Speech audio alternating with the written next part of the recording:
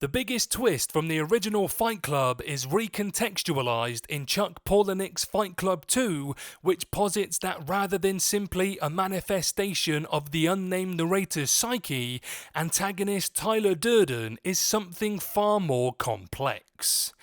Let me know in the comment section if you think they should make one of these comics into a sequel. But before I start talking about Fight Club... Shh! What? What's the first rule? Oh yeah. Absolute I forgot. dumbass. Apologies. Anyway, I'd like to say hello guys and gals.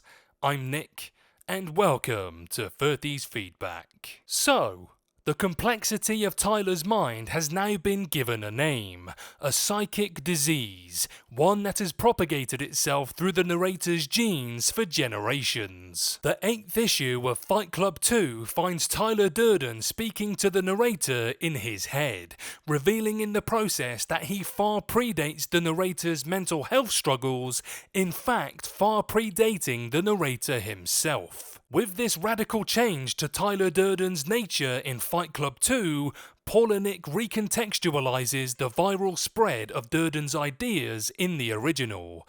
Rather than a person or a personality, Durden can be personified, embodied in individuals as a way to further its own ends, just like a disease. As Fight Club 2 number 8 explains, the narrator's grandfather, great-grandfather, great-great-grandfather, and on back through the family line were all hosts previously.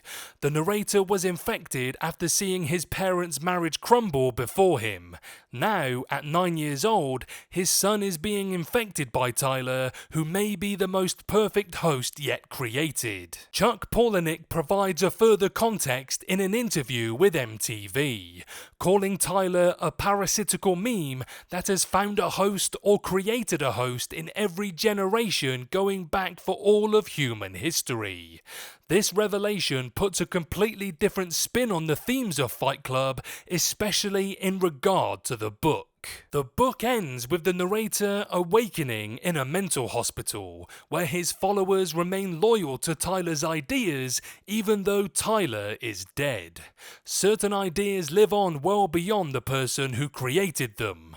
This directly ties into the themes of hypermasculinity present in the original. Fight Club shows how such toxic masculinity can spread like a disease, infecting men in need of direction, as continues to be the case throughout the comic book sequel series. Such masculinity proves to be generational, with the ramifications of the past resurfacing in the present. That's what the narrator has been living through in the sequel series, as his own marriage begins to crumble and his son begins adopting Tyler's habits, including experimenting with nitrate. To quote Shakespeare's Merchant in Venice, "The sins of the father are to be laid upon the children." And in the Fight Club franchise, sin is personified in the form of Tyler Durden. For me personally, I find this really interesting and would love to see this adapted in some way for television or film. I know there will be a lot of naysayers about it because Fight Club was a truly awesome movie that defined a generation and should stand alone. I mean, it still can.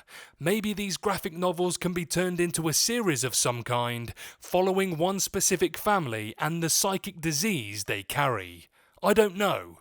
What I do know is, I just want more of it. I'd also like to know your thoughts, so let me know.